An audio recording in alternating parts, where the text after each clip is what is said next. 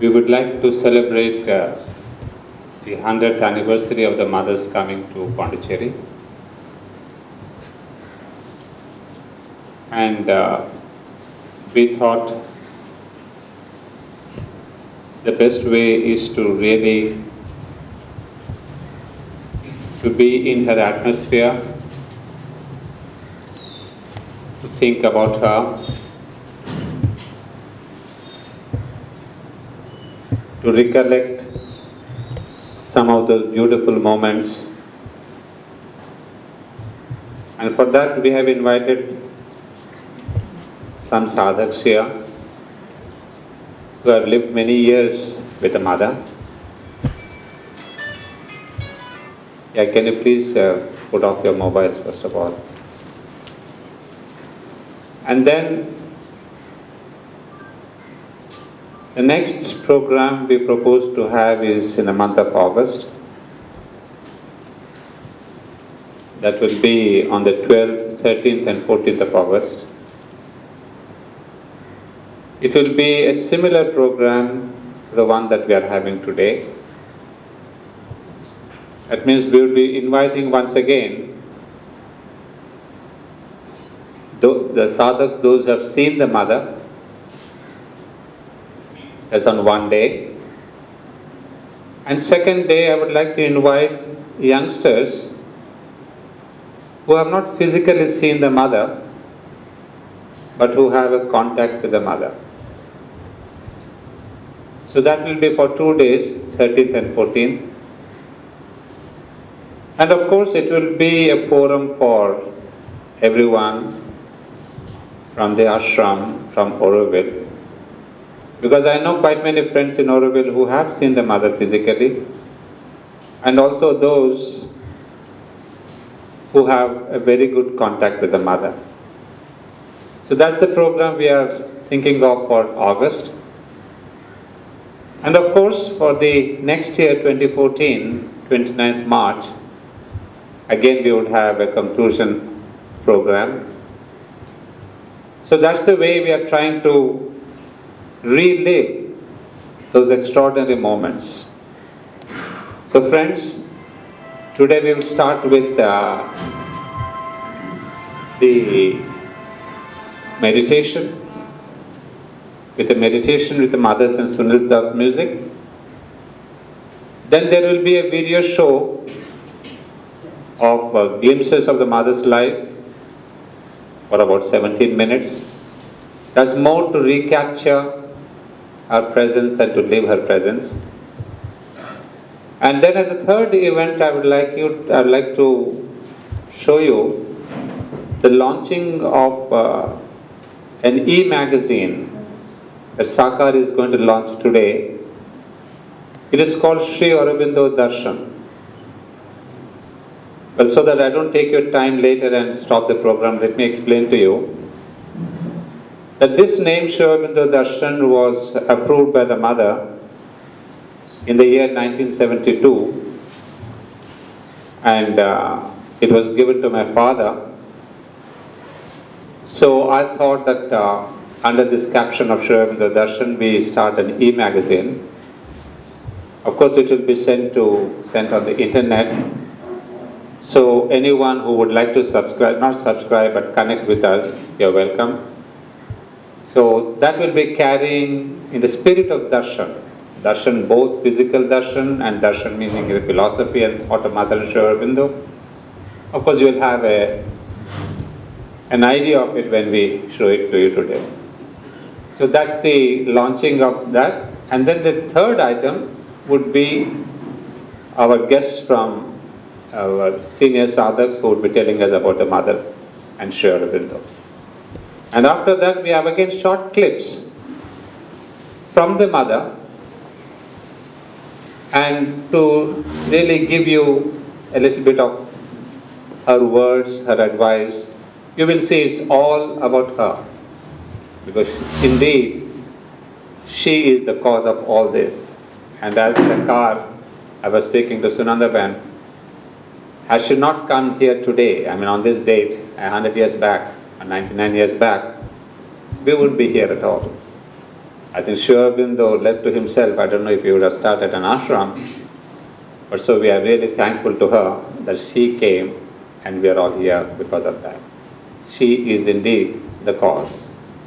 So friends, we will start this program and it will be not one meditation but a continuous meditation. So I don't want to interrupt in between, so I've given you the introduction. Now we will start with the Mother's Music.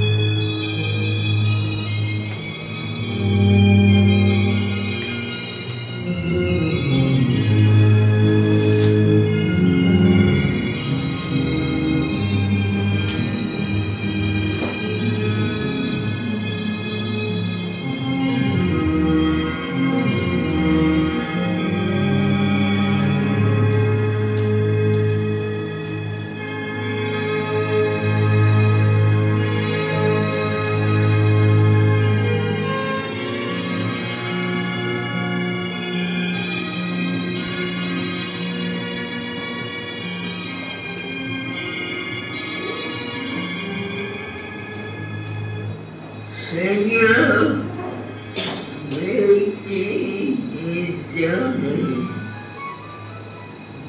permite con una bendición catua y con un vivió solo la Virgen.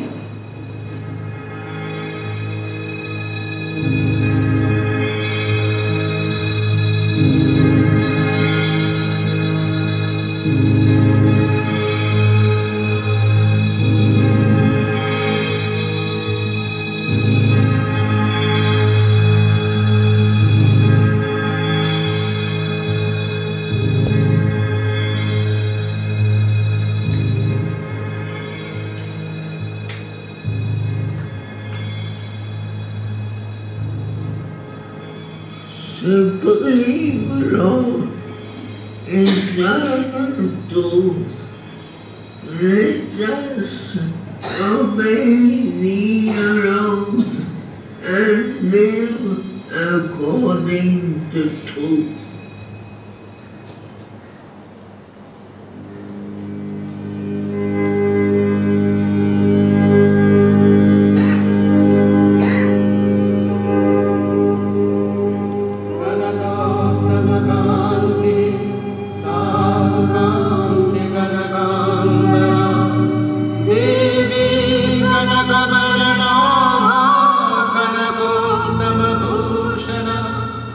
Kabala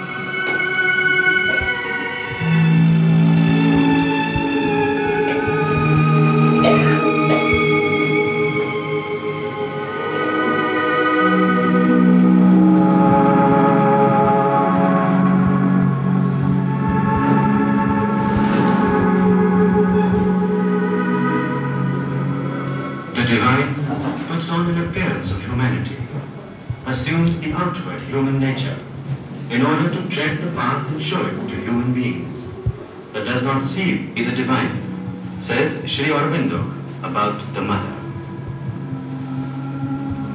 And says the Master further, the Mother was inwardly above the human, even in childhood.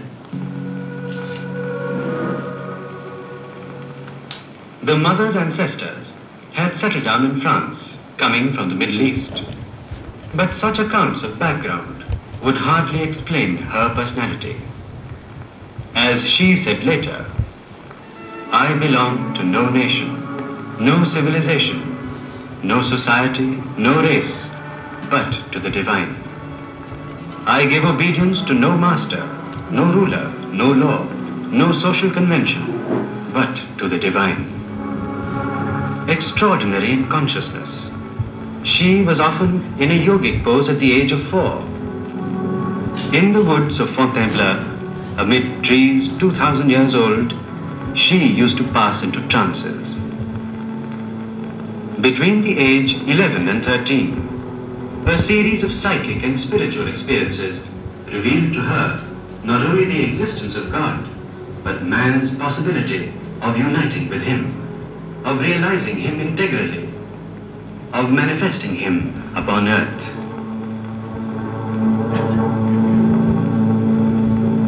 The practical discipline for the fulfillment of such a vision was given to her during her sleep by several teachers, some of whom she met afterwards on the physical plane.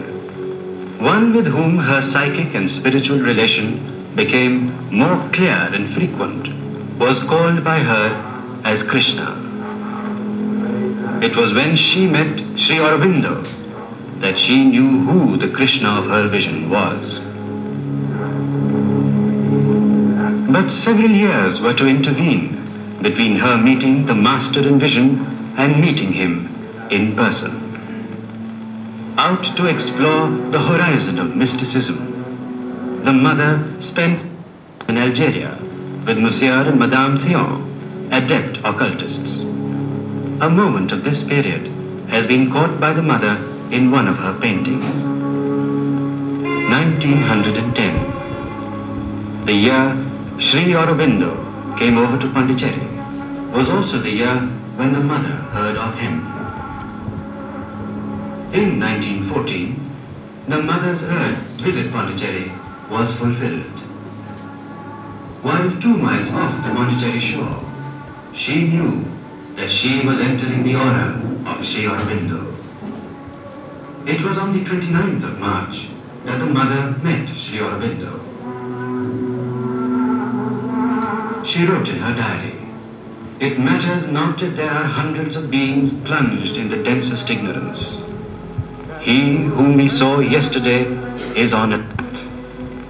His presence is enough to prove that a day will come when darkness shall be transformed into light, when thy reign shall be indeed established upon earth." That day, the Mother realized what she expressed much later with the words, "Without him I exist not. Without me, he is unmanifest." The Mother left India after about a year's stay, but only physically, never in spirit. She spent a period of 5 years in Japan, engrossed in her spiritual preparation for her return to India to work with Sri Aurobindo. Her communication with the Supreme was growing ever more intimate, and the vision of her mission on earth more and more concrete. She was back at Pondicherry on the 24th of April, 1920. It is with her arrival that the ashram began taking shape. As the older ashramites recollect, it is the Mother who taught them how to look upon Sri Aurobindo, the Guru. On the 24th of November 1926, Sri Aurobindo achieved the Siddhi of the overmind, the highest divine consciousness hitherto realized, paving the way for the descent of the supermind. He withdrew into seclusion, for concentrated work, entrusting the mother with the disciples and the ashram.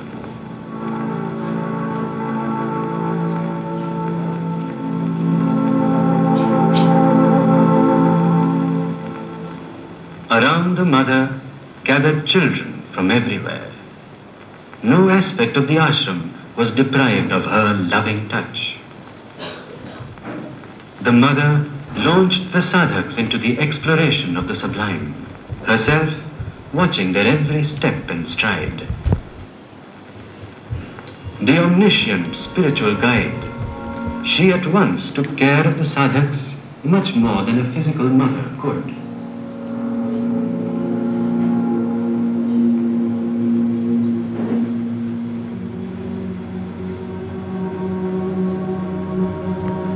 The day in the ashram began with the mother's darshan.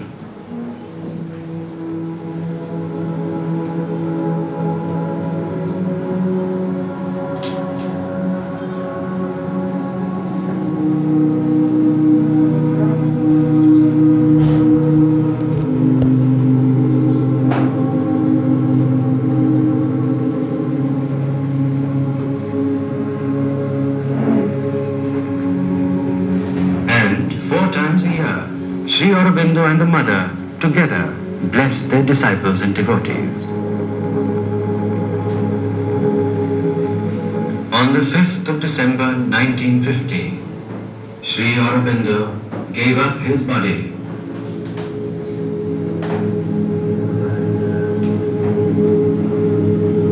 In the words of the mother, in an act of supreme unselfishness, renouncing the realization of his body, to hasten the hour of the collective realization. Surely, if the earth were more responsive, this would not have been necessary. With incredible calm and compassion, the mother continued the master's spiritual work of immeasurable magnitude, without slackening her attention on the physical organization of the ashram and the personal problems of the sadhaks.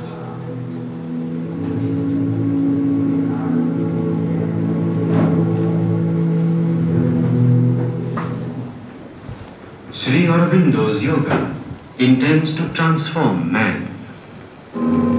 The body is the base of the being, and hence the mother's emphasis on the proper physical culture.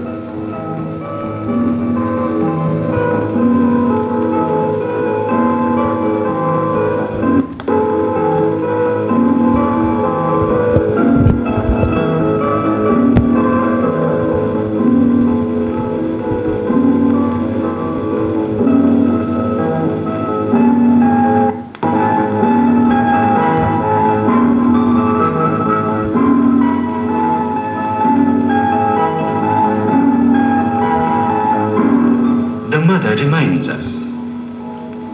Sri Aurobindo came to tell us one need not leave the earth to find the truth. One need not leave the life to find his soul. One need not abandon the world or have only limited beliefs to enter into relation with the divine. The divine is everywhere, in everything, and if he is hidden, it is because we do not take the trouble to discover him. Her works remained scattered in several countries. Once, when a disciple insisted that such masterpieces should not be allowed to be lost to time, the mother tenderly disarmed him by whispering, "You know, we live in eternity." Whatever be the perfection achieved at one stage, the mother's was a call for a forward journey to new heights of perfection. She welcomed the new year with her music and message, wishing her children ever new adventures in consciousness.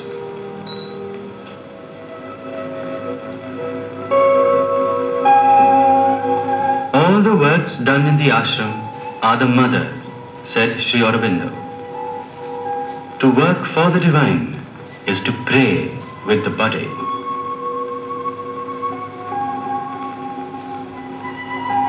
The mother says, all work must be play, but a divine play. Play for the divine, with the divine. To work for the divine is very good.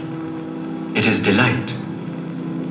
But to work with the divine is a felicity infinitely deeper and sweeter still.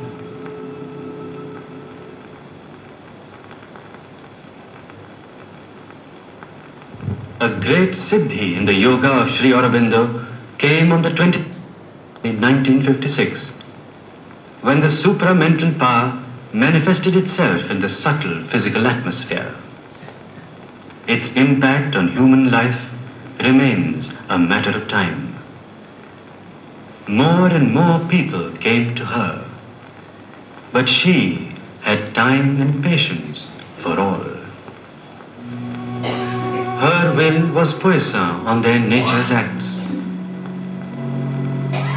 Her heart's inexhaustible sweetness lured their hearts. A being they loved whose bounds exceeded theirs. Her measure they could not reach, but bore her touch, answering with the flower's answer to the sun. They gave themselves to her and asked no more.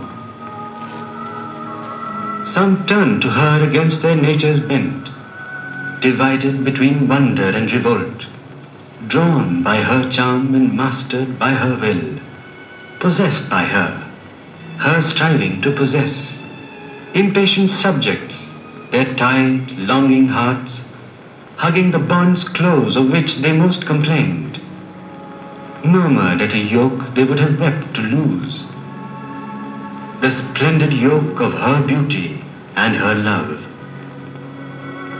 Others pursued her with life's blind desires, and claiming all of her as their lonely own, hastened to engross her sweetness meant for all. Although she leaned down to their littleness, covering their lives with her strong, passionate hands, and knew by sympathy their needs and wants, and dived in the shallow wave depths of their lives, and met and shared their heartbeats of grief and joy, and bent to heal their sorrow and their pride, lavishing the might that was hers on her lone peak, to lift to it their aspirations' cry. And though she drew their souls into her vast, and surrounded with the silence of her deeps, and held as the great mother holds her own, only her earthly surface bore their charge, and mixed its fire with their mortality. Her greater self lived sole, unclaimed, within.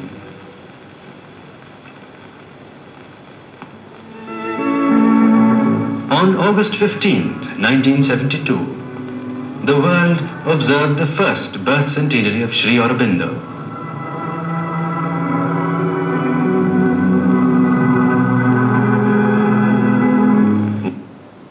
Towards eternity was the mother's message.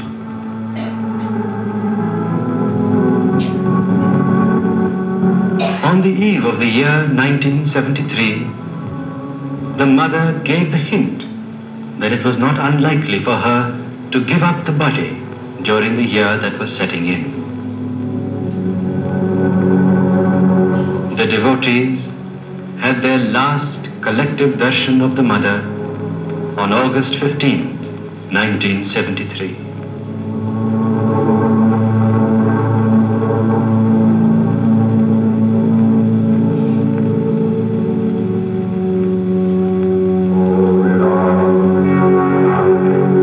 On November 17th, the mother gave up her body.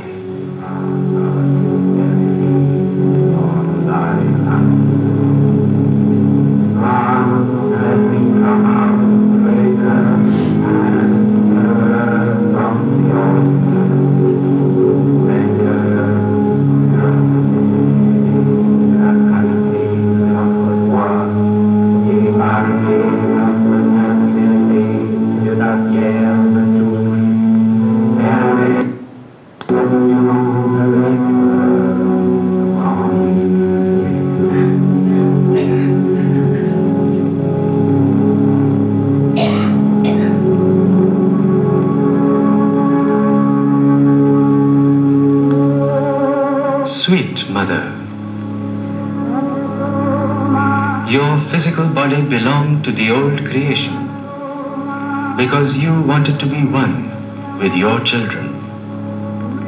You wanted this body to uphold the new body you were building upon it, and it gave you the service you asked of it. You will come with your new body. Your children's, the world's call and aspiration, love and consecration are laid at your feet in gratitude.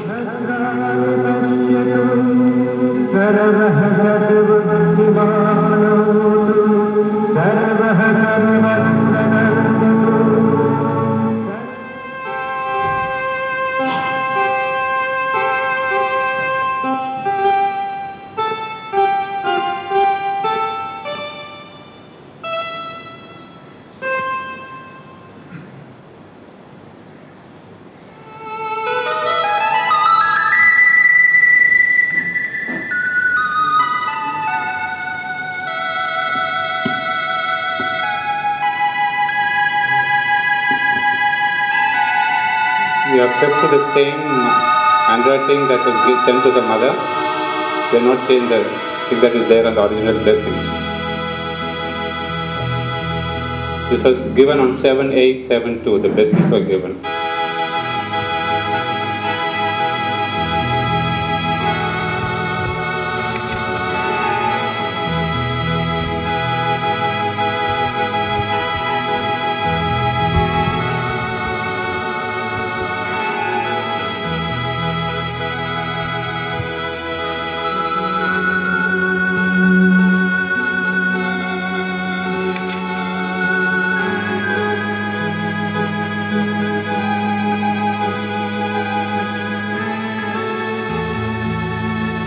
This is the clip book style.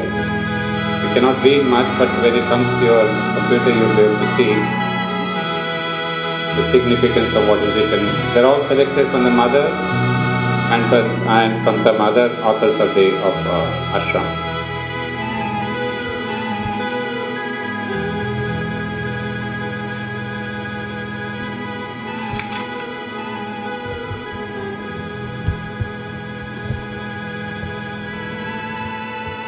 That is the full name the mother had given us, Sri Aurobindo Darshan, the University of Tomorrow. So we have split it into two. Sri Aurobindo Darshan is the e-magazine, and the University of Tomorrow will conduct the certificate courses. And you can see on the right side mother's blessings, and she has underlined the name and she has blessed the name. So the University of Tomorrow will be conducting certificate courses which are being launched from August this year.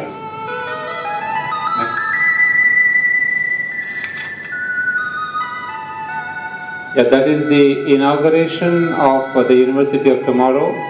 The black and white photograph, you can see my father. It was inaugurated in August 72. And the right side photographs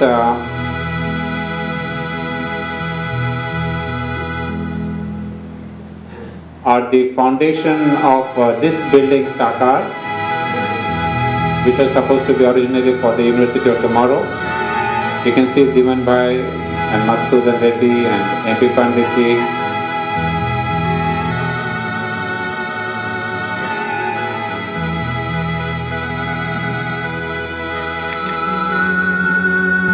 Same inauguration, foundation day.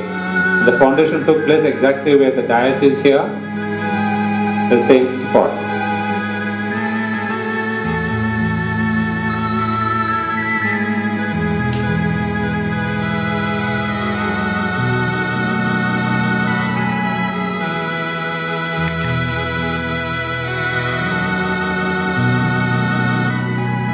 And as the name is Sri Aurobindo Darshan, we have chosen the first impacts of sadhaks when they saw the mother of Sri Aurobindo.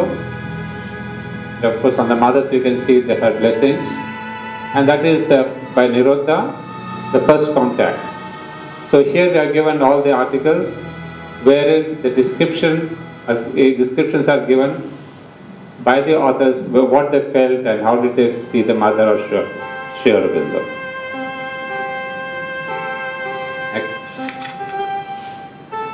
It's like a flip book, so you can just turn the pages and read it. So these are some quotes from Champaklalji. So we are given again the same thing, Mother blessing Champaklalji, and that is his impression when we went upstairs to Sri Aurobindo. Because will not take much time, you can see it later. Next. That's again from my father, encounter with the infinite. His first impressions when he met the mother.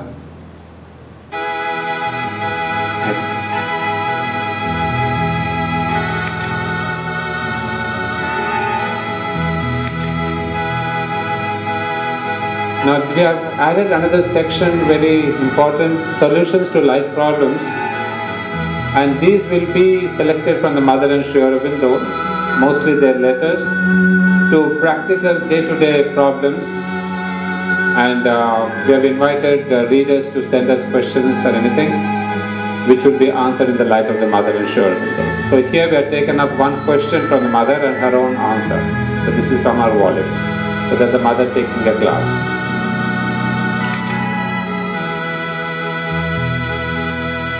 And the next part of the journal is news and events, which we'll see later.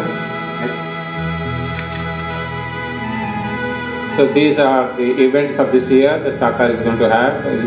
And then we have launched also from this, we'll be launching from this August, SACAR scholarships.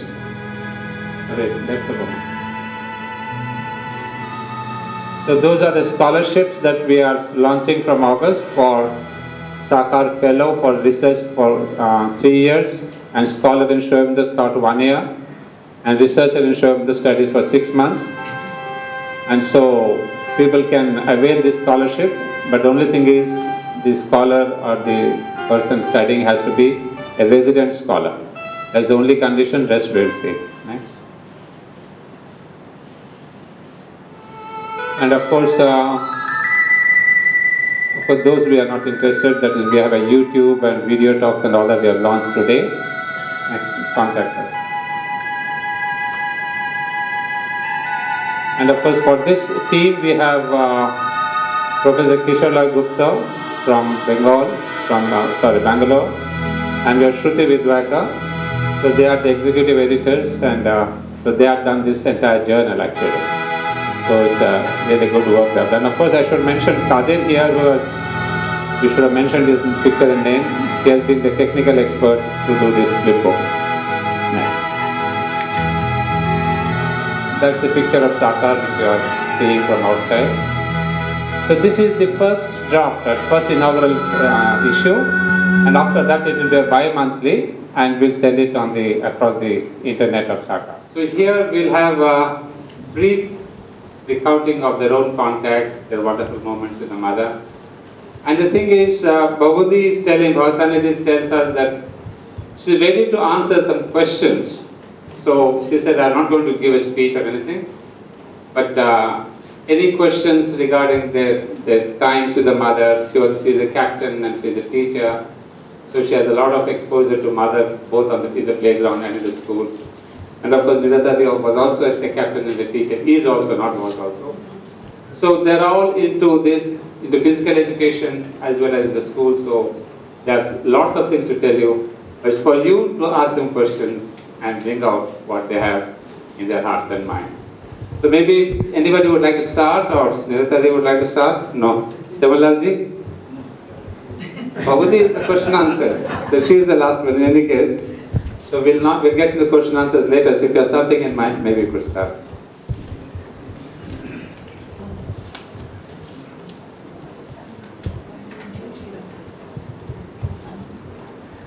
Well, Anand has asked me that I should speak. I expect it to be the last.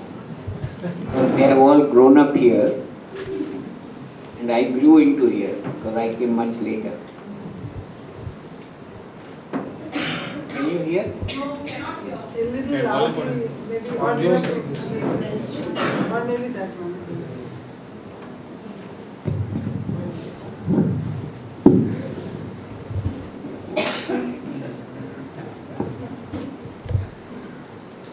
I first came to the ashram in 1954 and I did not know much about the mother. I had read something of Sri Aurobindo. I had heard about her, but I did not know about her. So when I came here, and it was very difficult to get leave in those days, so 3 days for coming, 3 days for going, and 3 days here. So on the first day, I was taken to the mother by 2 of the luminaries of Delhi, Tara's father and Aste's father, Dr. Indra Sen and Surendranath Jauhar. So I was between them and I went to the mother and they said, Jamalal has to go back tomorrow and he is not very well. Mother looked at me from head to toe and toe to head, didn't say anything. And she used to give prasad as groundnuts at that time, on that day at least. They were in little bags. So everybody she was giving 1 bag. Instead of that she gave me 2 bags. And I thought I can hardly take water. What will I do with these groundnuts? Because I was so sick. But anyway, I said she has given. So I took them with me. And in fact, unconsciously I said I'll take it as prasadam. So which was my first unconscious acknowledgement of her divinity. I did not know her as divine. In fact, I don't know her as divine even now, only as mother. But one thing that happened which was unbelievable for me, 2 days later I went to see her. At that time you could meet her before going back. At about between 3:30 and 4. In front of the staircase which comes down between Nirodha's room and the bath. So I went there and somebody told me you should take flowers. I did not know that one has to take flowers and gave me the flowers. And since they were not my flowers, I forgot to give it to her. So she pushed them out of my hand, took them out, and I can still feel the sar going out of my hand. I was holding it so firmly. And then she did something unimaginable for me. She bent down a little low and asked me, "Are you well now?" That blew me off. I could not believe that I was one of the 1,000 persons on the previous day, 1 day, 2 days before. And I did not know her. I had come first time and she still cared to remember. And when she asked this, I said, yes, I am well now. That was my really first opening to the mother. Then later, I came and joined the ashram. We used to work with her practically. And in 1972, Roger Ansher, the chief architect of Auroville, and myself, we went to represent Auroville at the first UN International Conference on Environment and Development in Stockholm. And after that I thought conferences are useless anyhow, so I'll go to Cambridge.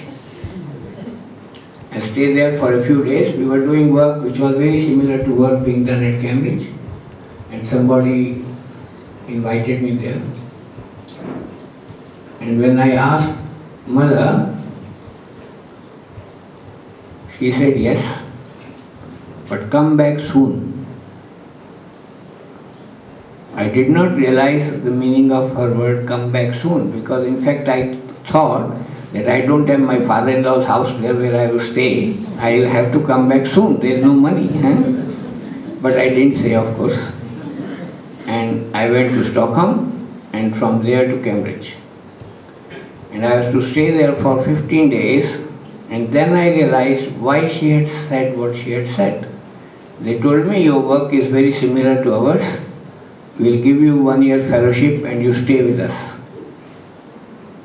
This was most unexpected. And then I said, how to get out of it? You know, Cambridge people are also quite arrogant. They don't offer fellowships just like that, and if somebody says, no, I don't want the fellowship, they get annoyed without saying it. They're very clever. I said, see, I cannot take this fellowship. They said, why not? Our work is very similar, why don't you stay? We want you to stay. And then I knew why Mother had said, come back soon. And I told them very simply that I have promised to my mother that I'll come back soon. After that, they did not say anything. So I came back soon. And I came back and reported to the mother what had happened. And last thing, you see, in this yoga, every one of you know that there are always some difficulties which one can't solve by oneself. So I went to the mother, but also I had this feeling that we bother mother too much with her, and all this means work for her and time. So I phrased in a way so that I speak as little as possible. So I said, Mother, I am stuck.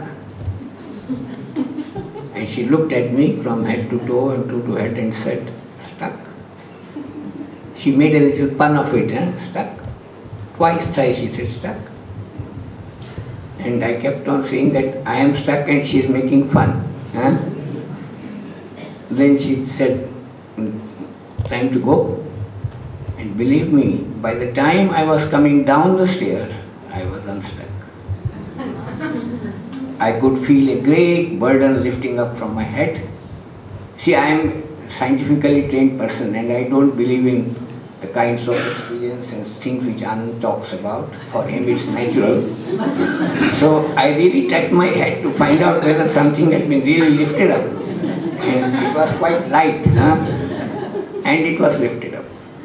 So that was her power. I would say in 1 minute or 1 second she could do this. So this was really a great proof of spiritual power for me. I had never experienced it before. And also the fact that she said, come back soon, because I was wondering, why will I not come back soon? So she saved me from this temptation that I could, my intellectual ambition could rise and I could choose to stay back. She took care of all that. That's all that I have to say. Thank you.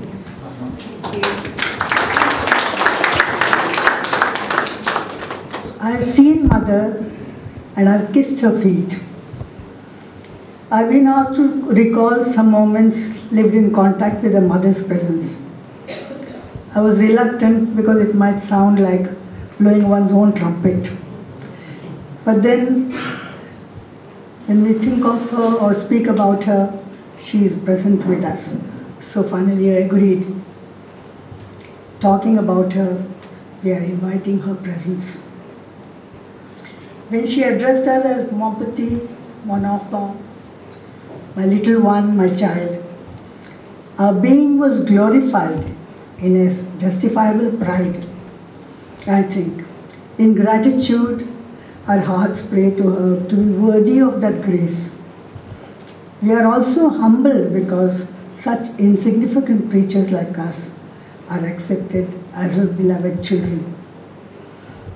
Mother told us in the class, however sincere we are, we can never conceive of the grandeur and the immensity of the grace. She has enjoined us to follow a simple rule. Ne fais jamais ce que tu ne pourras pas faire devant moi. Don't do ever anything that you cannot do in front of me. We have tried to do that, although sometimes we have not fully succeeded. We have enjoyed a golden period of the ashram when Mother participated actively and richly in all our activities from about 1946 to 1958. 12 years she was with us, very, very closely. She started playing tennis regularly from 1948, when the tennis courts were made ready for her. After playing tennis, she was with us in the playground for about 3 hours in her dynamic presence. She used to walk 12 rounds of the playground, witnessing all our activities, watching and encouraging our efforts, attending to our little mishaps and accidents. She took special care of Dortwar children, boarding that is, Dortwar children. I remember an incident. We were learning high jump and a friend of mine collapsed with a bad ankle sprain.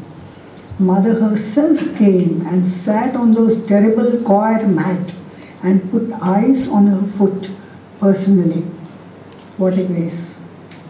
I remember this so vividly because I too had the same hurt on the same day in the same way, but it went unnoticed. Yet on another occasion, I had my golden opportunity of special grace.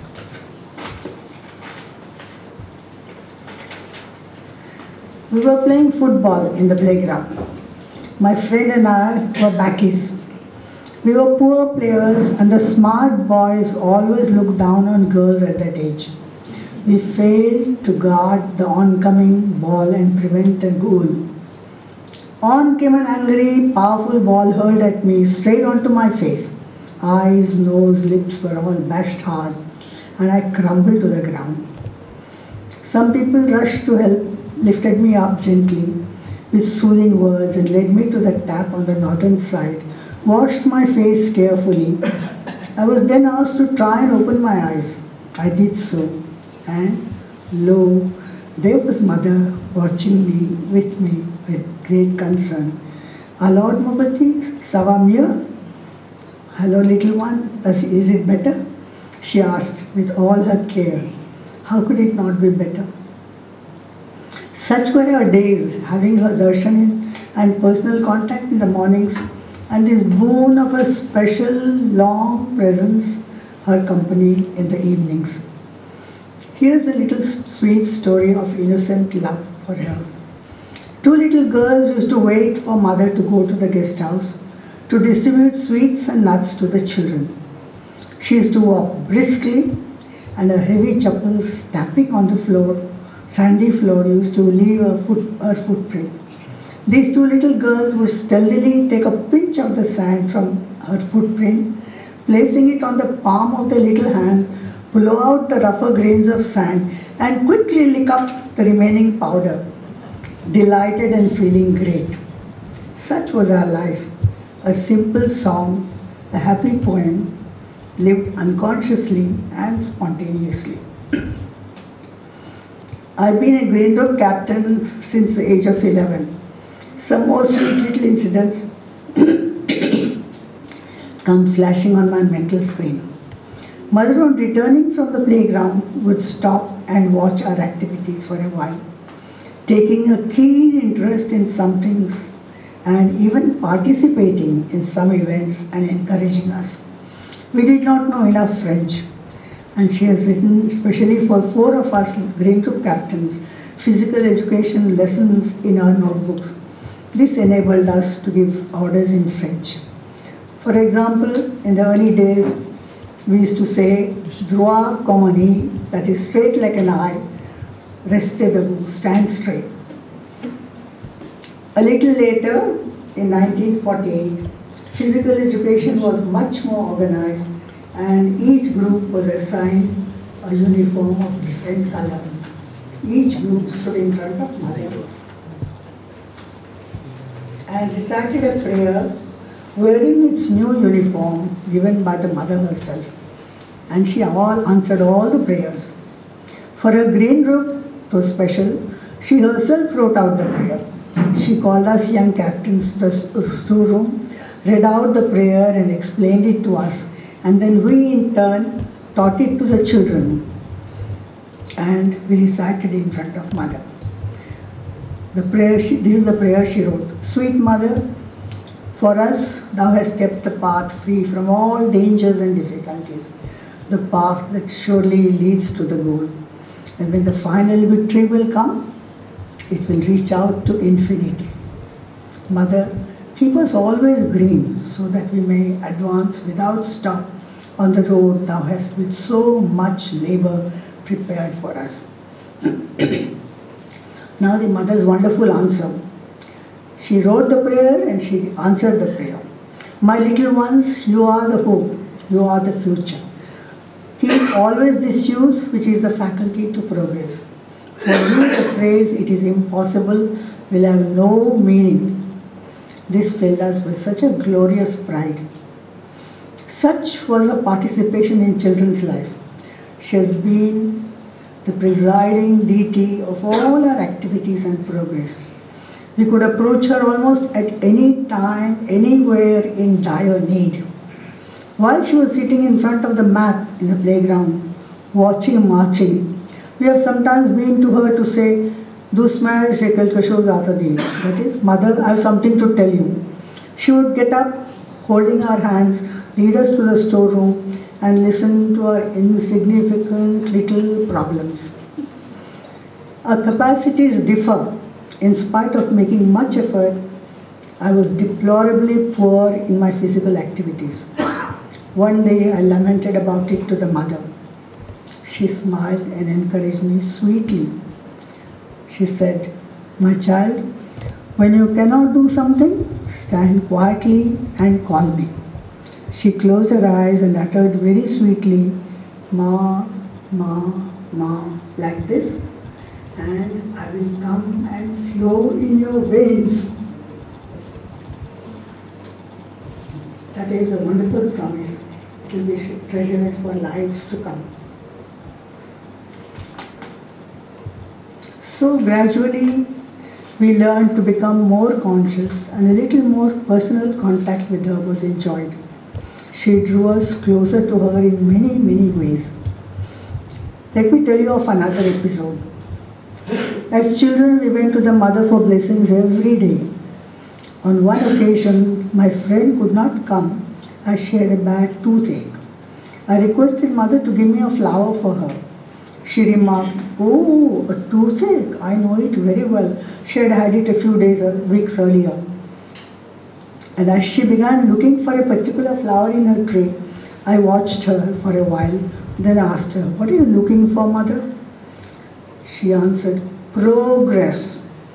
I ran out and plucked one from the small garden in front of the Prosperity, where they grew in abundance, and came running back to her.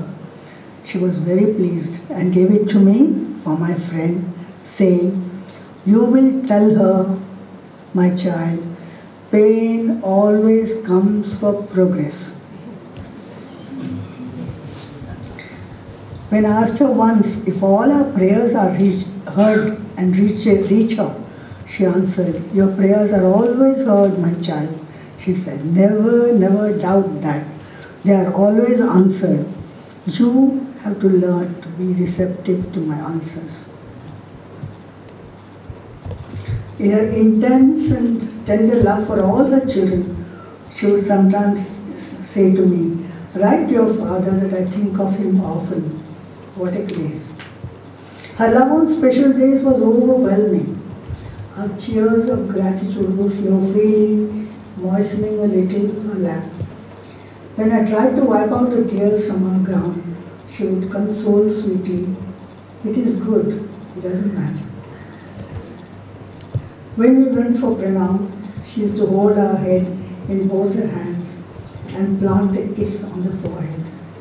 When she breathed out, inhaling her fragrant divine breath into our lungs, I felt, when conscious, that I was absorbing a part of her divinity into this earthly mood. I suppose these personal stories are enough.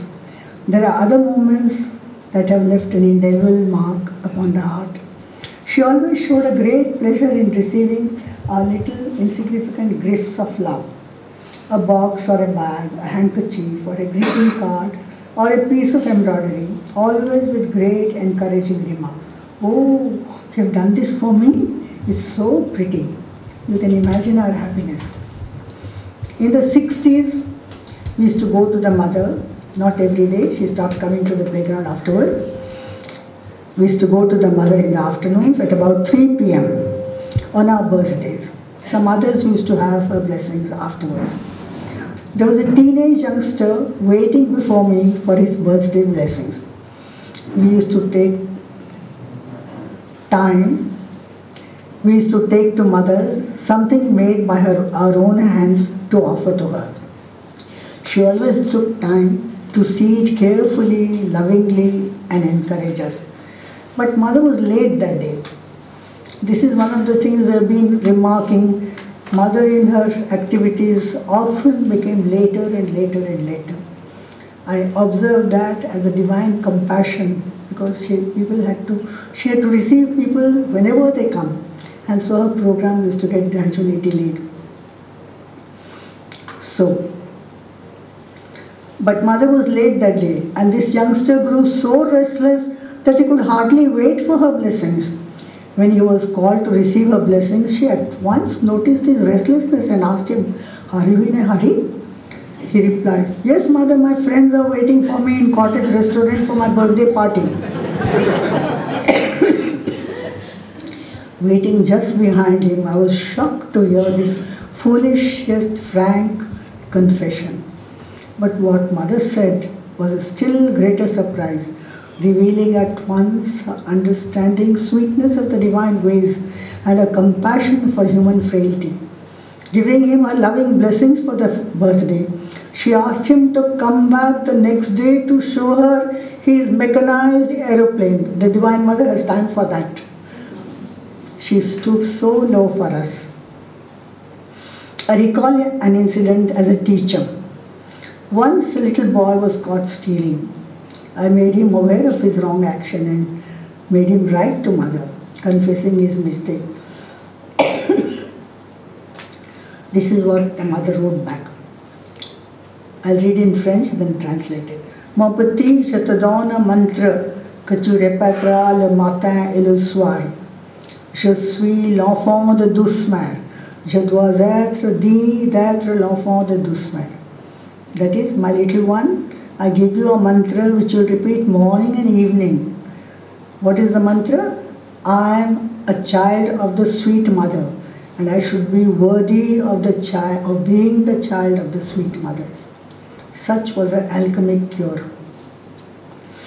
In 1962, mother had the experience of the cascading divine love.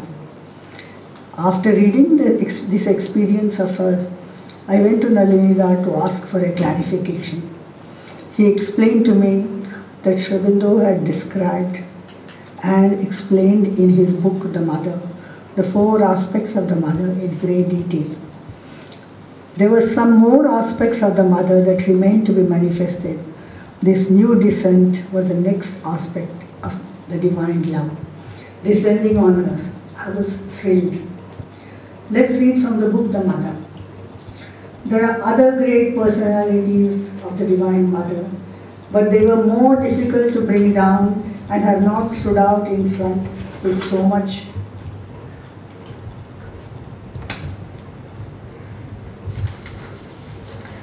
prominence in this evolution of Earth Spirit. There are among them presences indispensable for the supramental realization.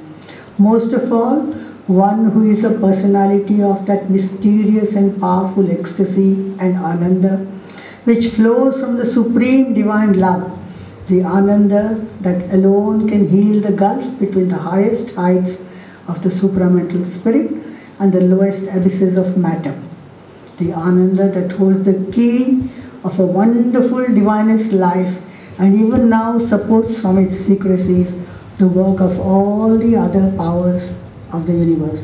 This is from the Mother, the book, the little book. This Mother of divine love and ananda has been brought down. This new aspect of the Divine Mother, the Mother of love, for which he labored, Sri Aurobindo labored all his life, is the key to the wonderful divine life on earth. Sri Aurobindo in his God's labor has mentioned this descent in the living presence of, in the living truth of Mother. This is how he ends the poem. For in a raiment of gold and blue, they shall move on earth, embodied and fair, the living truth of you. Can we not say that Sri Aurobindo has presented to the entire creation a divine mother of love, capable of divinizing the whole earth? can we ever understand with our small minds the full implication of this glorious manifestation. Mother explained to Dada and assured him that she is the mother of all her children. She is the center and we are all around her in concentric circles, linked to her that great center. It is up to us to draw closer to her by striving to move on into the next nearer circle. This message is so encouraging. It makes us feel so secure. They have promised to lead us and we shall surely arrive.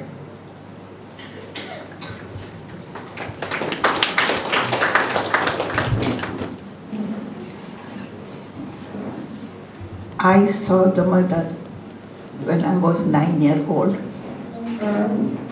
It was in 1942. We had come, the whole family.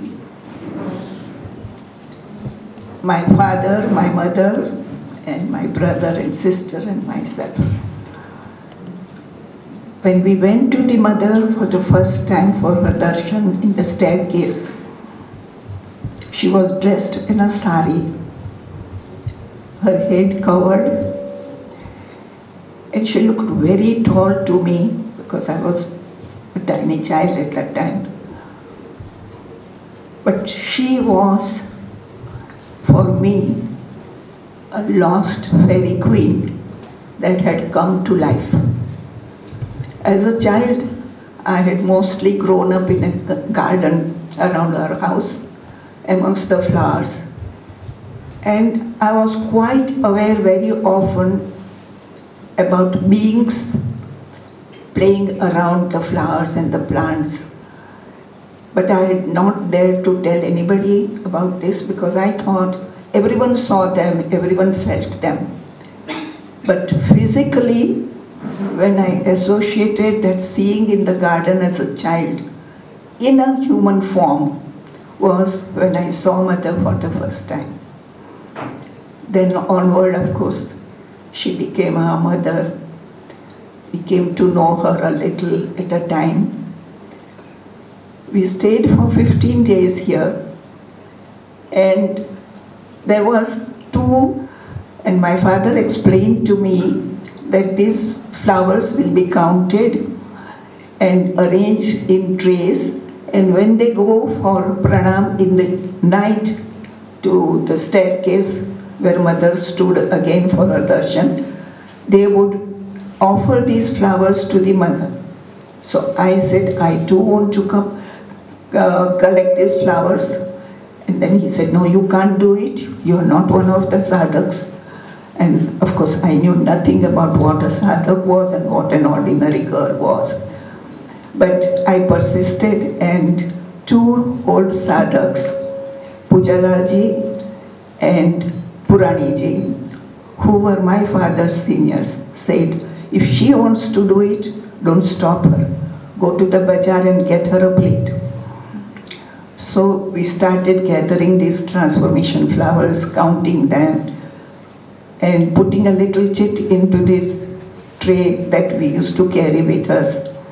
And every night when I went to see her with those flowers, I saw the same fairy in different forms. And sometimes she looked pink, and sometimes she looked green, and sometimes she looked blue. I did not know that they were the auras of her dress or auras of her body. I did not know the word aura. But I can tell you one thing, that I enjoyed every moment of what I saw. I don't even know whether anything entered into me in form of grace or in form of harmony or in form of whatever. I just know one thing, that I personally enjoyed looking at her.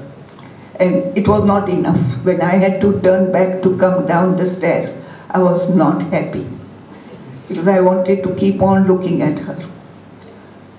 That was the first visit. And years went by, we went back, we went to Africa, I had to go back to normal school. Yes, but the one thing which I forgot, I wanted to stay here. after seeing mother in that form, I told my father, I don't want to go back with you. I want to stay here near the mother. That was 1942 when the school had not yet started. But because I must have persisted, my father asked the mother that my daughter wants to stay with you. And she says she doesn't want to come back with us. So the mother said, I'm going to open a school for children soon. She can stay, but your wife will have to stay back because I have no boarding facilities. My mother had come prepared only for 15 days stay, and my younger brother was too young even to be allowed to go into the ashram main building in those days. Rules were very strict for very young children. So we couldn't stay, and so I was reluctantly obliged to go back. But then when once we went back to Africa and went to the school and all that, much of this was forgotten. The house, our home had a center. We had mother and Shri in those photos, and my father had regular meetings.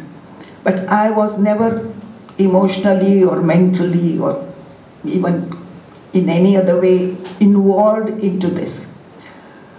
Then in 1951, when I finished my O-level, we had a problem in the house deciding which line of further education I should go in for. My father wanted me to become an advocate, and I wanted to become a doctor and come to India and stay in a village where there are no doctors, etc., etc. So we couldn't agree with each other. So my father said, go to the ashram and ask the mother which line you should take. And we must promise each other that we will agree to what mother decides. So I said, all right. Now when I said all right, I was being little cunning. I wanted to come to India. That was the most important thing. If I went for law, I had to go to England, which was a complete no-no for me inside. So I agreed and I came. As soon as I came here, I was given a room in Golconda, and I was told that you have to be very careful here because the rules are very strict. You cannot put your oil bottle here and you cannot put your comb there, etc., etc. And Mona very sweetly told me, look Sunanda, I was not willing to keep you here, but mother said she is mature enough to stay in Golconda, so let's give her a room there.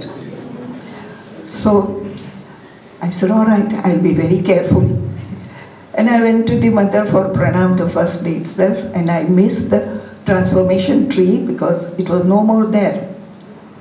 And I asked many people what happened to this tree, because for me the ashram were the transformation flowers, and of course lot of other flowers which are always there in the ashram. And my love was flowers, flowers, flowers all the time. So I went to the mother, I did my pranam, she gave me one flower, I came back. Nothing much happened. Then I went to the playground along with all the other visitors, and mother came round with the groundnuts distribution. And she stopped at where I was and she made a gesture to the rest of the playground children saying, don't you want to start playing? This was my first day. And I said, yes, mother. And then she said, all right. And she just looked back, and Alberta, who was in charge of making the uniforms for all the people who came to the playground, was always walking with her in those days, along with Omeo, who was carrying the basin of groundnuts or sweets. And she passed. Nothing registered really in me as to what was happening. And then some other sadhaks living in Golconda explained to me, do you know what mother has done to you? She has accepted you as the sadhak because you have to start going to the playground now. And then they showed me where I have to go for my measurement, for getting the dress stitched, and where I had to go for my kitty cap, to tie up my hair before going to the playground. All that happened next day in the morning. And in the evening, in 24 hours, mother gave me one shirt and one shorts and a kitty cap in my hand in the playground. Albert was carrying it, and when mother came to the place where I was standing, she looked back, he handed over the set, and it was given to me. I was completely taken in at that moment. I don't think anybody had given me anything which was so precious without asking, without a meaning. There was no meaning as yet in my life at that time. I started the group before I did anything else. After a few months, my father wrote saying, my daughter is there and she's supposed to ask you what she has to do for her future. And what is she doing? He must have written a couple of letters to me which I didn't reply. It just didn't happen. So then mother sent demand to ask me, does she want to talk to me? And so I said, yes, I want to talk to her. That was my first personal interview with her. I was 16, 17, and I sat in front of her in the playground room. She was sitting at a low chair. And I made the mistake, the sweetest mistake of my life. And instead of asking her whether I should go for law or whether I should go for medicine, I asked her, Mother, shall I stay here or go out for studies? And then she smiled with her full face. She looked through my eyes, and I was glaring at her, because I realized as soon as the words came out of my mouth that I have made a mistake. I should be asking her something else, and I'm asking her something else. So she, being the mother, as Niratadi has already explained to you in many, many words, she being the mother, she asked me searching questions about why and what, and I said, Mother, my father wants me to become an advocate, but I don't want to become an advocate. Mother said, you don't want to become an advocate? I said, no. And she made a gesture, and she said, we shall not discuss about that. Good. Then coming to your medicine, I can see that you can become a good doctor, you will pass many examinations. But there is something in you which I say today, which you are not aware of most probably. You might lose if you go to an ordinary school or a college. And then I said, Mother, but if I want to stay here, will you accept me? Then Mother asked me why I wanted to become a doctor, and that was blah, blah, blah, long, long stories about serving the poor people in a village where there was no doctor and giving them free medicine. I come from a background with Gandhian, both my parents were Gandhian followers, and so we were brought up in this atmosphere of very simple living and always heard the stories of the freedom of India and how Indian villages were.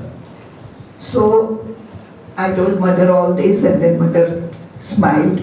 Mother said this sentence, and then I said, shall I stay? And Mother said, but I have already accepted you, my child. And that was that. And that day, I became really, from my side, her child. Because by that time, things started falling into a sort of a pattern where I realized a little bit of what she meant to me. And the first thing, and I think till today the last thing which is with me, is her love. She loved all of us, but she loved me in particular. That was the case with most of us. When we went to her with our hands with flower and asking her for some flower in return, each one of us felt that she loves me the maximum. For us at that moment, she was totally ours, undivided mother, and her love was pouring onto us. And this was an experience of all of us, no matter whether they were grown up or young or middle-aged or whoever, whether they were working or they were not working, but each one of us felt, and that was the day when I think that beginning happened, when I started feeling, oh my God, what a capacity of love mother has. I come from a background where love was never shown in the family. My parents didn't talk about love for each other. They never talked about their love. It's not like today, I love you, my darling. And even the children were never told that the parents loved us. It was understood, but it was never expressed. And here was somebody who was expressing it 24 hours. Whether you were in front of her, or whether you were away in Golcon in your bed, cuddled up, dreaming about her, she was totally in love, full of love. And that was the first time I think I came to know the real meaning of the word love. And it has, even till today. For some time in 1973, when she left us physically, I lost that touch. And I was totally miserable because I was one of those uneducated person who did not understand that the physical aspect and the non-physical aspect of the mother. So I felt a loss, a total loss. And I didn't know which side to look, what to do, etc. But of course, it was she who again came back, surrounded me with her love, and she's remained with me till today. If you have any particular question, maybe if you can be provoked to reply. If anything particular, anyone? Cheppandi konjam student. Gauri, I ask you the first question. How did you come to Pondicherry? It's on. Maybe you have the question. The question is, How did you come to Pondicherry? Chamalaji asked, how did you come to Pondicherry, Bhaguti? Okay. As soon as the school was opened, it was in 1943 December. Outside schools were closed in April. So April schools were closed, so 44 we all arrived here with the parents. 4 of us, that is myself, my sister and 2 brothers. So we came, and once we came, we started studying here. How was the school like? In the beginning, what was the school like? Where was it? Who were the teachers?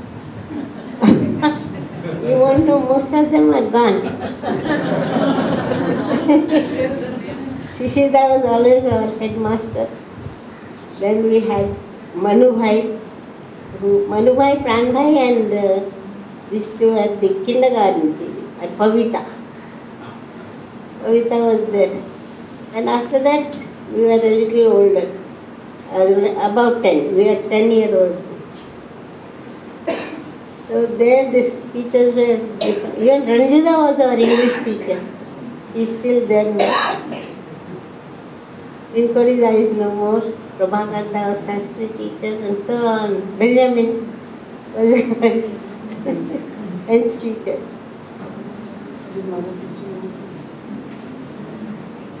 She was with us. We had to just see her. And what do you want? What did you feel and what did you feel when you saw the mother? First time. For the first time? First time.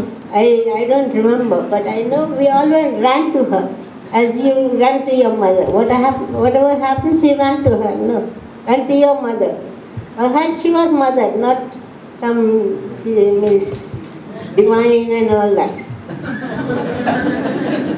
We fell down, got cut, and said, I got pain here. Or my father scolded me, he wants me to do this. Anything you want to complain, you go and tell her. That's what we did. So there was no... And she listened to you all through? Yes, yes. That she never failed. Any incident? What? Any incident Of you a went, complaint that you made any and she gave complaint an answer? and she said something?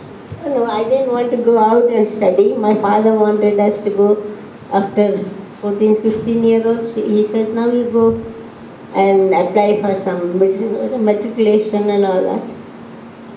He said, oh, in this life you'll have lots of difficulties like this. So you have to keep smiling and they'll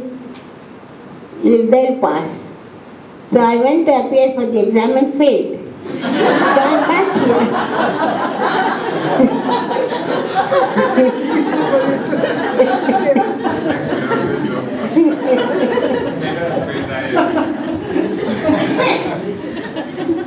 When did you become a captain and how did the physical education start? You were there, no, in those days?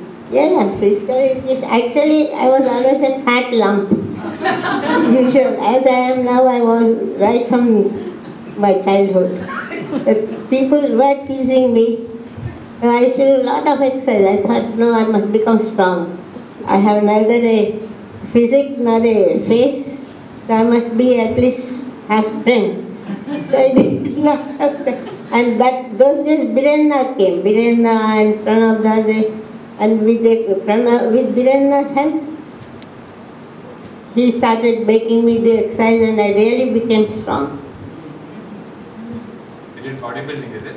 Yeah, I did bodybuilding with him. Apart from the group activities, after the group he used to take our bodybuilding. And then even weightlifting. In 54 we did that competition, no? All the 3 lifts, press, all the lifts you do. But there were other ladies with you. Who were the other people? Tara and I.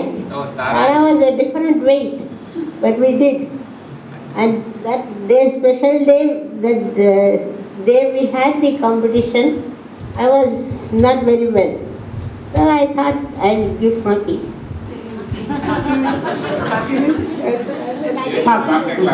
I'll abstain from it. And so I was standing, she came and said, you are doing, no? I said, yes, mother, I'm doing. I went and did, and I lifted a greater weight, I think, that day. So one day, what else? Mother used to... Teacher, how did you become a teacher? You were my teacher. Teacher? I was your teacher, yes. But when did you become a teacher? I mean, at what age? No, after we finished our schooling, then they told us, and I was supposed to be good at maths. So they asked me to take mathematics teacher, to be a mathematics teacher, and you were my first students.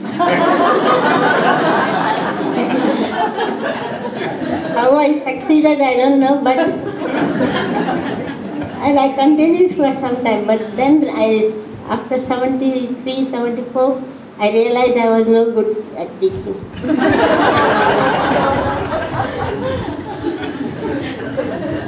Any special session with the mother where she advised you of anything special you would like to remember about the mother, meeting with the mother?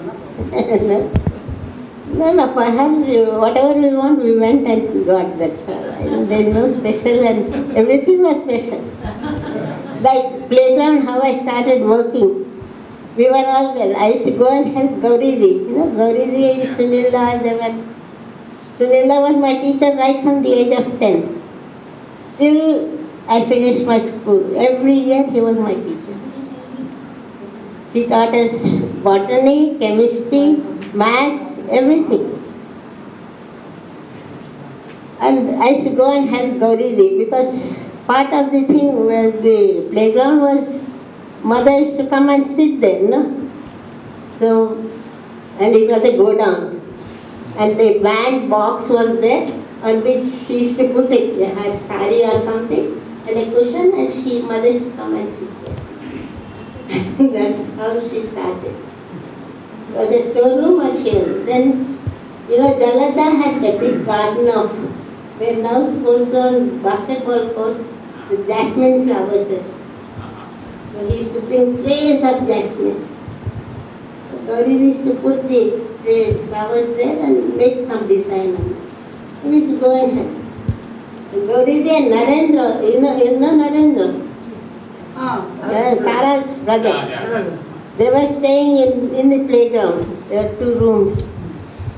So in those rooms, one servant used to work for them, who used to also clean the mother's room also. That time storeroom, so he used to clean.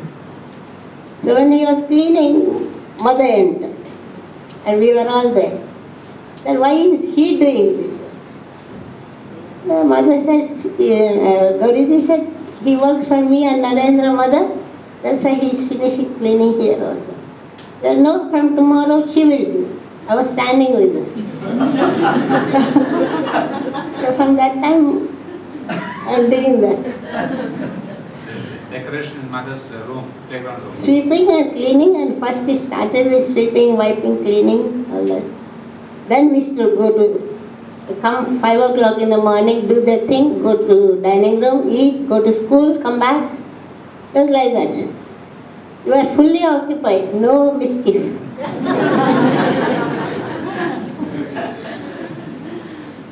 One question here. One question. Yes? It's a little hurtful to hear about the mother in the past tense. I would be happy if you could help us frame our understanding, or better understand tangibly the golden age. There is no past. It is always present. Because we are still living in the same. Because we are. No, we are still living in the same. Do you remember you are here for? I can't imagine I am here for 70 years. I still think I came yesterday. So it is always the present. No, one of the person on the dais described that age as the golden age. Then what is this age? Golden, the age, even 2000 years back, somebody said, oh, those golden days. It is the same. After we go away, they will say, oh, those golden days. The days are always golden. Only we don't realize that.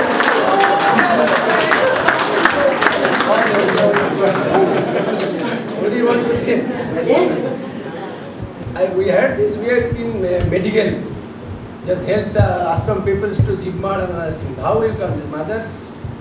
How I started working? Yeah, this medical, you can help this Jibmar patient. Oh, how? it started because I was a teacher in school.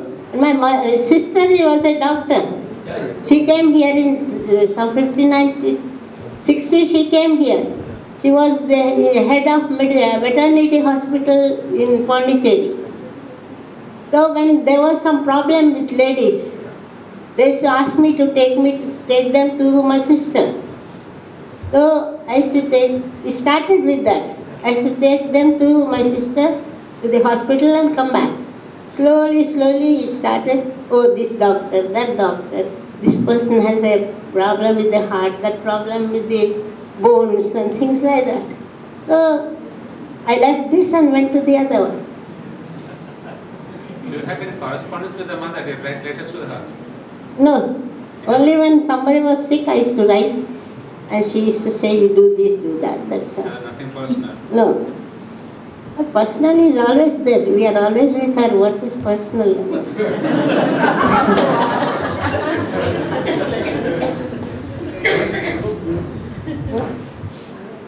You are absolutely right. Wonderful, and you are speaking wonderfully. Say a little more, dear. Say a little more. Very good. That's what we want. Exactly. Question. Mother. Yes? Any special moment you had with mother? I don't know what you mean by special moment. Like something which had some difficulty, we went to her. Like, when my brother, we had a brother in the Air Force. He had an air crash and he was killed. So I went to give her the news. That was one of the special moments. There was no time, 3 o'clock in the afternoon I got the news and went straight up. Didn't even think what she's doing, what. Went and then the Manmai said, wait, I'll tell her. So when mother came, I told her, this is what has happened. And then she told me some things. And then after that, same day after that, what she told? She asked me what time was the accident. So I told her that it must be about 8 o'clock because she said when I was having my breakfast, somebody stopped me from having breakfast and was calling me very intently. And then I knew somebody will come and give me a news. And I was the one who went and gave the news. And once I told her that, she said, that you are strong and... and she told somebody else that... Oh, that... Say that. No, Yes, people... we want to hear you. She told somebody else about her that she is a yogi. No, that's because I was a vagabond. I mean, for the mother to say that she is a yogi is something great. I mean, anyway. Yeah, because I was a vagabond, people started like even my wearing sari. Everybody used to complain. They say, hey, you don't know how to wear. But then when she distributed her saris to us, it was in 56, August, all of us wore her sari and went. And she said, only 2 persons have worn really well. And you can imagine, one was myself.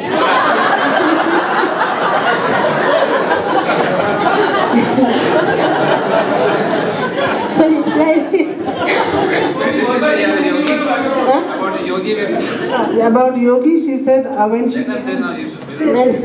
No, because everybody used to say, I do nothing, roam about, do this, do that, climbing trees. So when something happened, she said, no, she's a real yogi. Nobody had anything to say. Once they said, so I was in good books to everybody.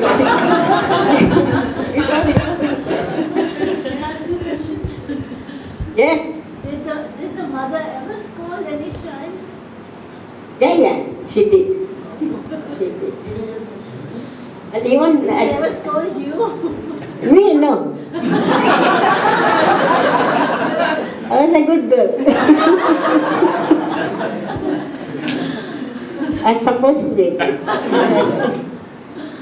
No.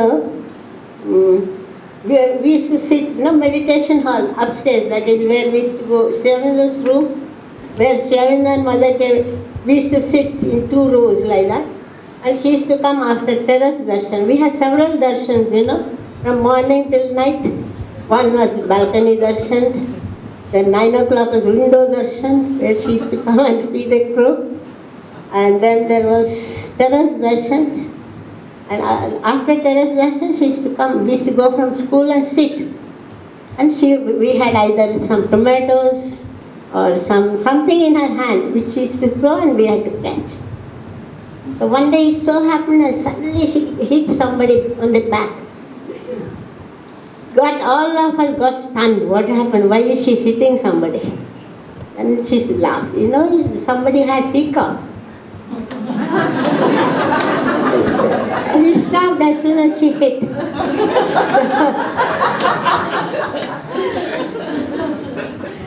So that's how she played with us.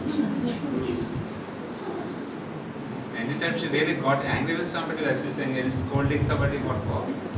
When did she scold and why did she scold somebody? Do you remember anything? No, but there were times I know she used to be really Mahakali.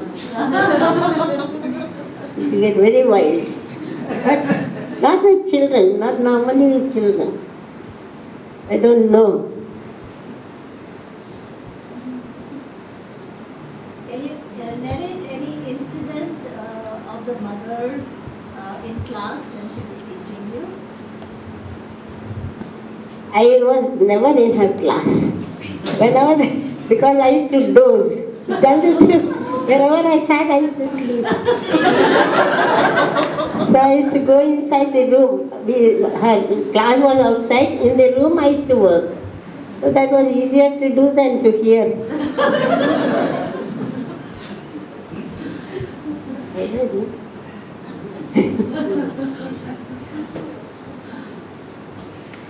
Okay? Could you tell us a few instances when mother was like Mahakali? I only heard. I haven't seen her. So I cannot tell you really. But I did hear that she was.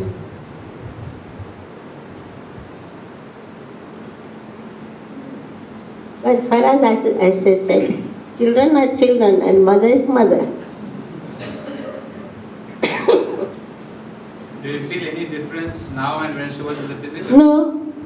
No, even now if you say, you call her, like I am almost an invalid, I want to go out somewhere. I just said I want to go there. I go and see somebody going on motorcycle, stop there, take me. So easy as that. As if telling her, when you used to tell us. Yeah.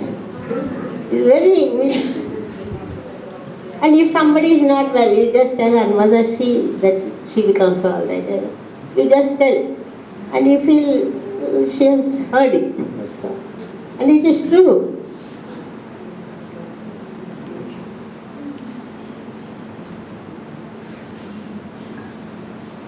Like when we started working as children, playground started with us only, We had to dig, take out the small baskets they used to give us, carry and throw away the thing. And there were two big iron posts, like train those rails, they were there. And our big stalwart like SACAR and Mona, they used to try and all shouting, ho, ha, and all that. And when Ravindraji went and told mother, this is what they are doing, and he said, only thing, if they could call me, things would have gone fast.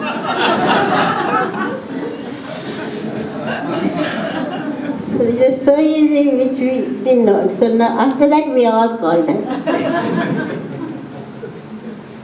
I remember in childhood when there were lots of rains, mother gave us. Yeah, when there were no rains, she said, rain, we want the rain. I asked Nirata will know that. What is that? Rain, we want the rain, we need the rain. We ask for rain and we pray for rain. And we have to go around like that. Yeah. Tell us that what Steven told you about your name. Huh? What Shovindo says about your name? No, it was, I think, when I was 12 years old, mother used to write on cards, born Feta. And I happened to have a very good name, Bhava Tarini, supposed to be. So when he saw the name, he said, oh, is she going to save the world?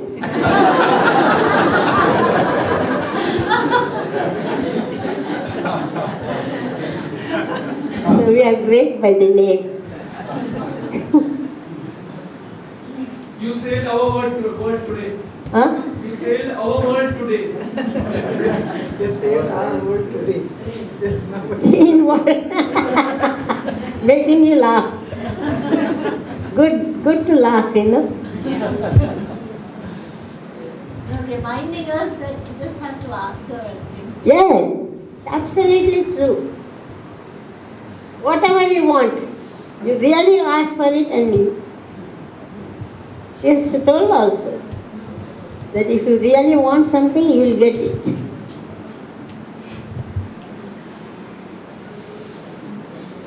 You have to have a belief also. Faith, yes. Like in dispensary, there, nursing home, there written faith is there.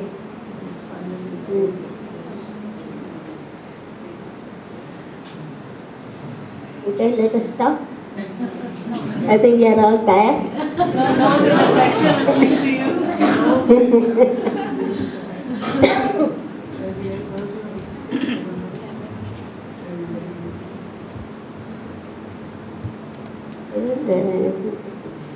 Ask. Yeah, medical check. Really, we are very lucky in the sense, right from the childhood. When medical checkup started, for the ladies, I was then 12-year-old. Huh? She used to come, as now somebody writes, no? She used to sit, somebody will measure and tell, and she will write. This. And the doctor used to see, and she will write all the remarks and things. We had all that privilege, what you call. And we had that time a pajama and blouse and one belt. That was our dress for games. So I was not very good at it. She told me how to wear the pajama also. So she taught us all that. It was medical checkup. What else you want? Medical checkup. You got a pre-donor, no? I got, yes. So you didn't tell us that. Pre-donor, that is, I don't know why I got us. Because everybody was surprised that I got. Like you were surprised when she said you were the sari dress. Yeah, I got. And that year it was in 1956 again. So after sports ground, she used to come from sports ground to playground. And then, before she came to the playground, we had to open the gate. So you won't imagine, I used to run all the way, open the gate, come and open the door and wait for her. From sports ground, you used to come running to the playground? That's why I said, now you can't imagine.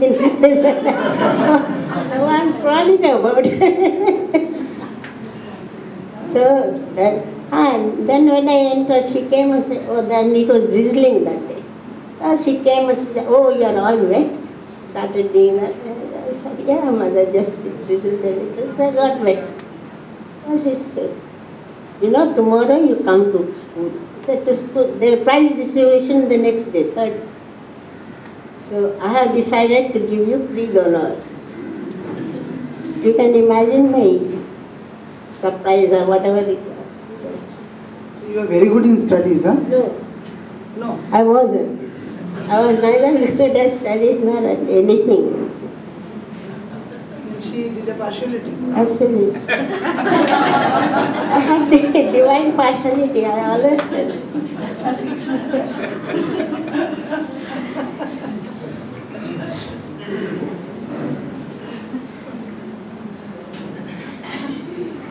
I was good at few subjects, not all, but not bad. Maths I wasn't bad, and English. You were very good in drawing. No, not at all. I was actually asked to sit outside because my brothers and sisters were very good at drawing. But how you have been doing so much drawing and tracing? That because I used to see my older days, Minudi and Ichame struggling to, they had bad eyes. I said, I will trace it out for you. Once I started tracing, then I thought, what is the use of tracing? Let us try drawing.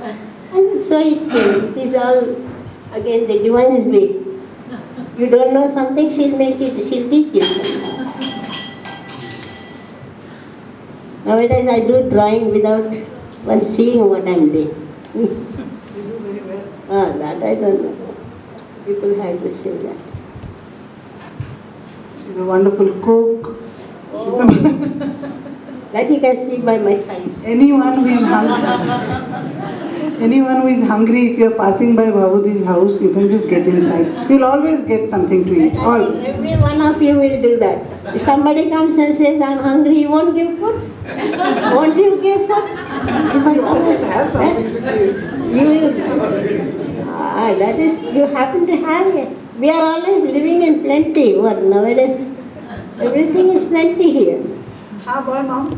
Back during our hostel days, we used to always wait for Bhavudi's rice. During their hostel days, they used to always wait for Bhavudi's rice. Yeah, whatever remained. I used to add this, that. No, when we had plenty like rice, little sambar, dining room vegetable, sometimes I mixed even tea in that.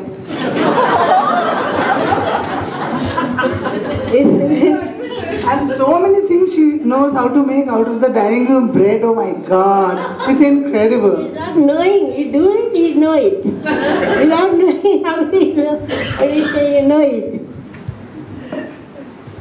You don't want to waste a thing, you do it. No. Same is in Niratadi's house also. Niratadi also, my God. Everybody does that. Because I have done and you have seen, you say, you are doing it. You ask many, they say, yes, we can do this with this, we can do this. Everybody will say that. As you don't have it.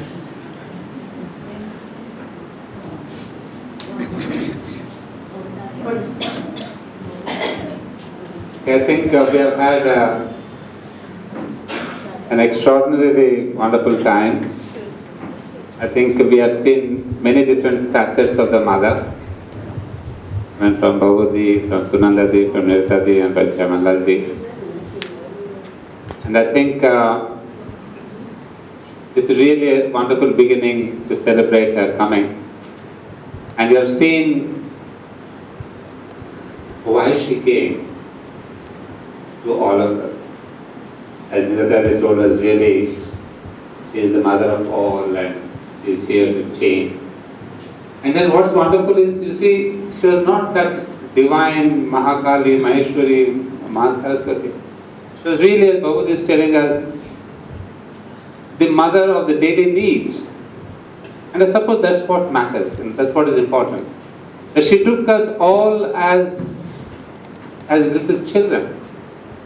Because from my own personal experience, I remember, I'm not here to give my memories here, I'm just giving you one or two. See, Bhavudi is telling us, when I was here 58, a kid of 10 plus, I remember one day I had lost my way to the boarding. I was in the hostel, Gampathram hostel. And I didn't know, there were parallel roads and Pondicherry was a bit confusing. So I still remember going to the Samadhi and telling the mother, that mother, I've lost my way, how do I go back to my hostel? So as practical as that, you don't have to really think of a divinity, transformation, psychedelics, of which we speak about these days nowadays, but those days it was really the first-hand contact.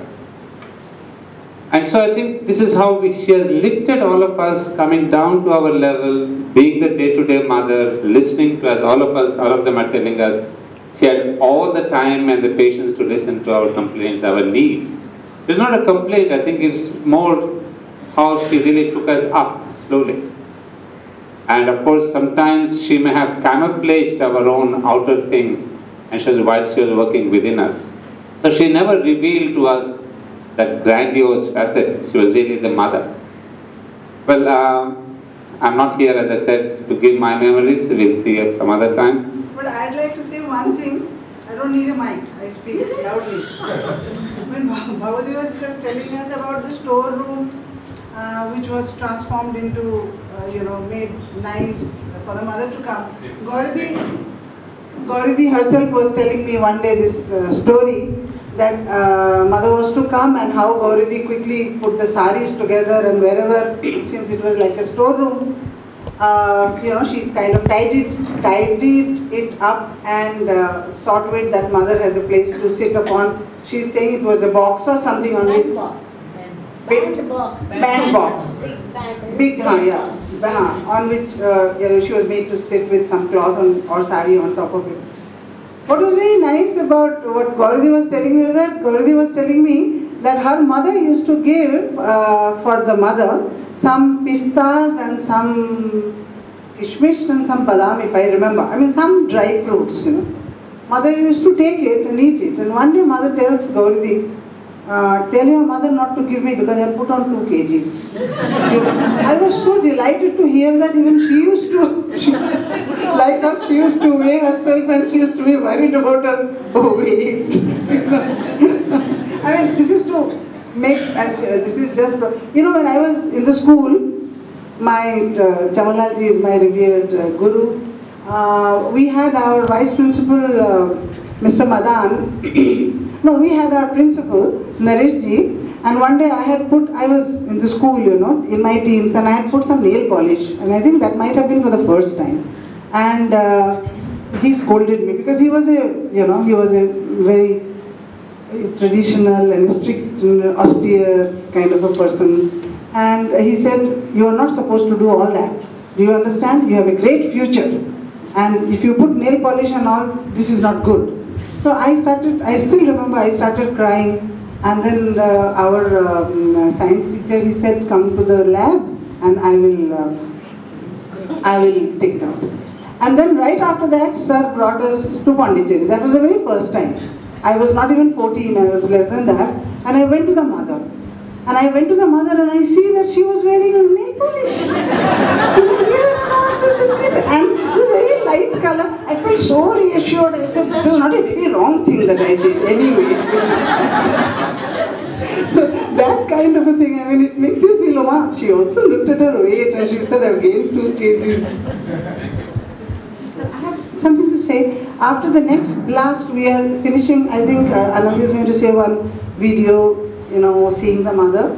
And then after that, Gayatri has made some juice and some biscuits or whatever it is outside. Please take it before you leave. Well, yeah, there is some snack, if not a snack, prasad as we said. So after, we are going to have a short video for about 7 minutes. And after that, we'll go out and we can take the prasad. Condition of the world, circumstances are always difficult. The whole world is in a condition of strife, conflict between the forces of truth and light wanting to manifest, and the opposition of all that doesn't want to change, which represents in the past what is fixed, hardened, and refuses to go.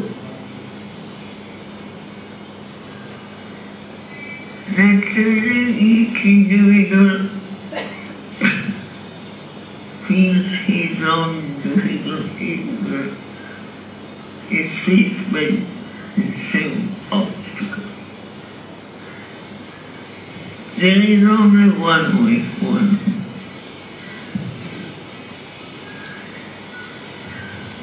It is a total, complete, unconditioned surrender. What I mean by that is the giving up not only of one's action, work, ambition, but also of all one's feelings, in the sense that all what you do, all what you are, is exclusively physical. So you feel above the human surrounding reaction. Not only above them, but protected from them by the wall of the divine grace. Once you have no more desires, no more attachment. Once you have given up all necessity of receiving a reward from the human beings, whoever they are, knowing that the only reward that is worth getting is that one that comes from the Supreme. And that never fails. Once you give up the attachment to all the exterior beings and things, you at once feel in your heart this presence, this force, this grace that is always with you. And there is no other remedy, the only remedy for everybody who is. All those who suffer, it's the same thing that has to be said. All suffering is the sign that the surrender is not to do. Then, when you feel your pain like that, instead of saying, oh, this one is bad, or this circumstance is difficult, you say, my surrender is unpleasant. And then you feel the grace that helps you and leads you, and you go. And one day, you emerge in that peace that nothing can bother. You answer to all the contrary forces, the contrary movement, the attacks, the misunderstanding, the bad will, with the same smile that comes from full confidence in divine strength. And that is the only way out. There is no way. This world is a world of conflict, suffering, difficulty, strain. It's made of it. It has not yet changed. It will take some time before changing. And each one, there is the possibility of getting out. Is to lean back on the presence of the Supreme Grace. That is the only way out.